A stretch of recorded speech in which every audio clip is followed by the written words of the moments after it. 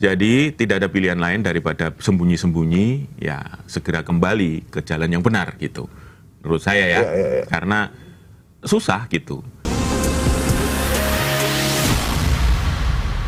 Warahmatullahi wabarakatuh. Hari ini tepat 1 tahun pemerintahan Prabowo Gibran.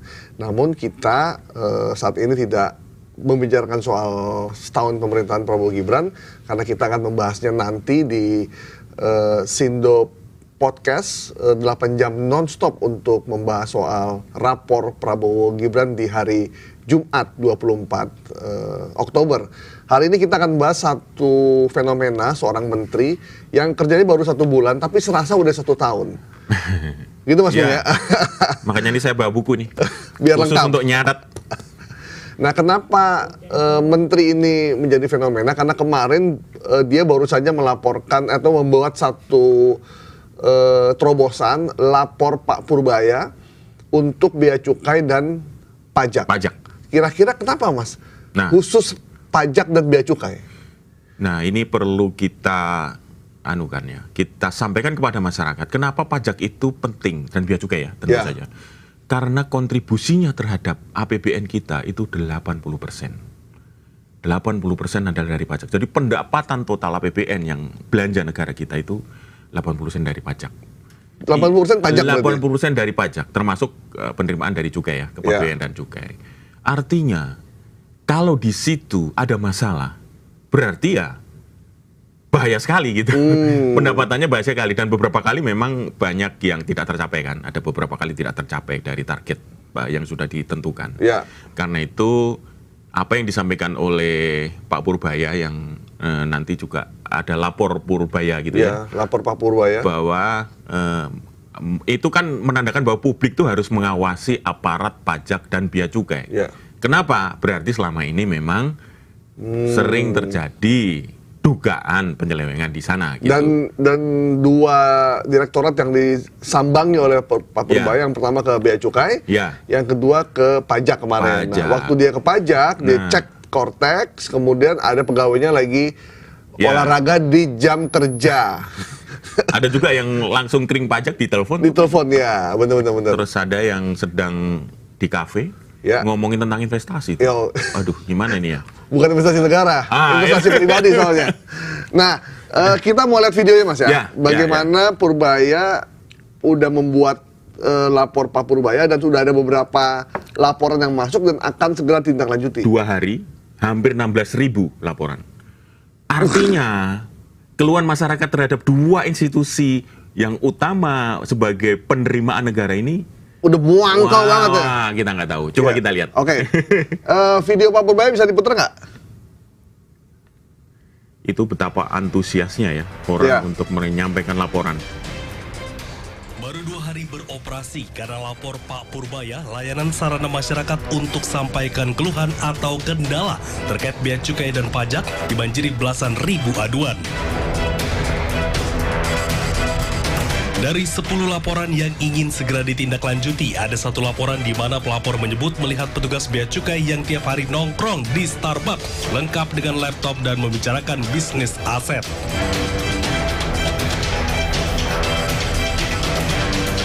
Terkait hal itu, Purbaya ungkap akan segera menindak tegas, bahkan tak akan segan memecat oknum pegawai tersebut. Gimana anak gue lo begitu? Ini akan kita tindak ya. Ini lengkap tempatnya, ini cuma saya alamatnya lengkap, ini lengkap, jadi pasti bisa kita kejar. Jadi saya baru tahu, walaupun kita udah mau gebrak-gebrak, masih ini di bawah seperti ini, artinya mereka nggak peduli. Dianggapnya saya main-main.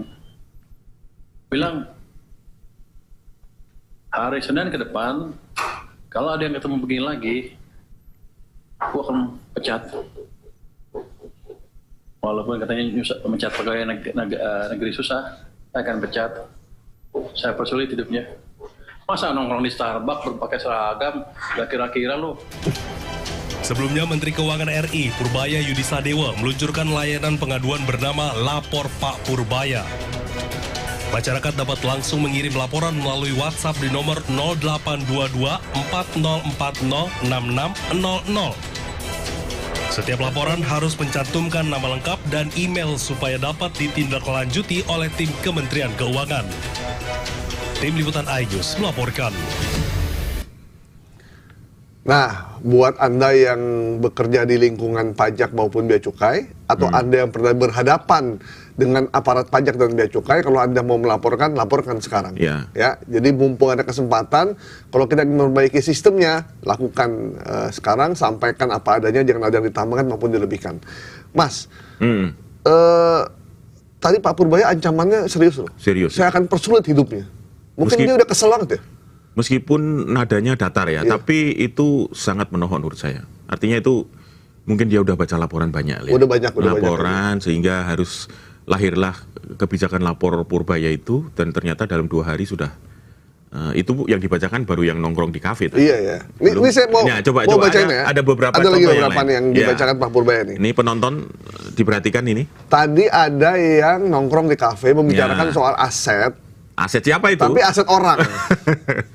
Dan dari pagi sampai sore. Pakai seragam, jam kerja nongkrongnya di kafe. Ya. Nah, Pak Purbaya juga sempat menyebutkan bahwa adanya laporan penjualan pita cukai rokok ilegal besar-besaran di Madura. Wow. Pihak pelapor, kata Purbaya, mengungkapkan adanya penjualan pita cukai rokok secara besar-besaran dengan cara diperjualbelikan untuk kemudian disematkan ke merek rokok tertentu atau rokok ilegal. Ngeri. Jadi pita cukainya Sudah disebar diewer-ewer kemana-mana ya. kemana-mana, mau beli pita nggak, cukai ini dikasih Dengan harga pasti cincai-cincai. dan harga cincai, dan duitnya nggak masuk ke negara. Nah itulah. Oke. Itu yang bikin akhirnya banyak pabrik rokok bangkrut, Mas. Iya. Karena kalah bersaing sama Rokok yang rokok ilegal yang seolah-olah legal. sekolah legal harganya murah. Harganya murah. Sementara yang lain harganya tetap sesuai dengan ketentuan. Ya. Dengan biaya produksi yang naik, wah, pasti akan jadi masalah di. Ya, ini juga akan disikat sama dia, dan dia bilang saya akan ada penangkapan besar-besaran minggu ini katanya. Kemudian yang berikutnya adalah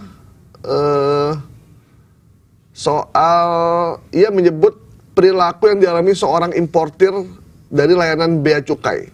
Dalam laporan itu disebutkan pemeriksaan fisik dan dokumen sangat panjang serta mengenakan denda dalam 1-2 tahun terakhir tanpa adanya penjelasan yang masuk akal. Karena sebetulnya impor yang dilakukan rutin dari tahun ke tahun.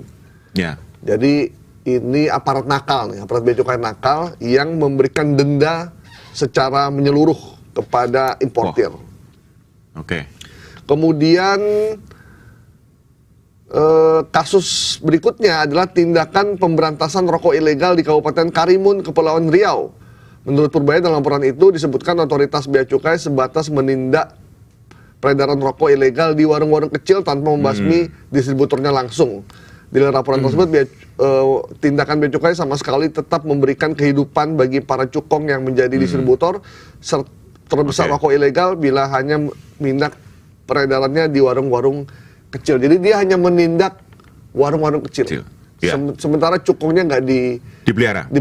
Ya. Cukongnya tetap dipelihara sama Anda. Ini yang akan disikat nih sama Purbaya untuk bea cukai. Iya, saya pikir itu setuju ya, segera dilaksanakan karena kebocoran itu sudah sangat besar ya.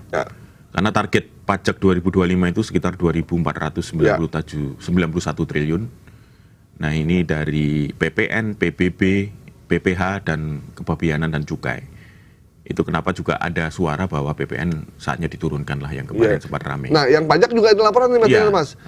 Bahwa kasus berikutnya adalah tingkah laku premanisme yang diduga dilakukan oleh aparat pajak. Pelapor, kata Purbaya, menyebut kasus ini di sebuah KPP Pratama kawasan Tangerang, Banten, yang memastikan akan melakukan pengecekan langsung laporan ini pekan depan. Jadi sebaiknya para aparat pajak bekerjalah dengan baik. Ya. Ini tidak main-main menurut saya, karena sudah dibuka sama menterinya yang dikenal sangat terobosannya banyak ya. Iya. Dan tugasnya hanya satu, melaporkan ke presiden tentang kebocoran penerimaan negara. Dan sudah pasti beliau pasti mendapat support langsung dari presiden. Ya udah pasti. Jadi tidak ada pilihan lain daripada sembunyi-sembunyi, ya segera kembali ke jalan yang benar gitu. Menurut saya ya. Karena susah gitu. Jadi lapor Purbaya ini akan ditindaklanjuti terus dari 16.000 mungkin akan diverifikasi karena ada Iya. email, alamat telepon, pasti ada yang nggak benar juga. Iya. Nah itu kalau katakan itu benar 10% saja, itu berarti kan 1.500 atau 1.600 kan. Itu banyak loh. Itu Banyak banget itu, banyak. itu. Dalam 2 hari, bayangkan kalau itu dibuka dalam 1 tahun, pas di era setahun Pak Prabowo kan. Iya, iya. Ini tentu sangat, ya pasti tujuannya bukan hanya untuk menaikkan citra, saya yakin, tapi yang penting adalah menyelamatkan uang negara.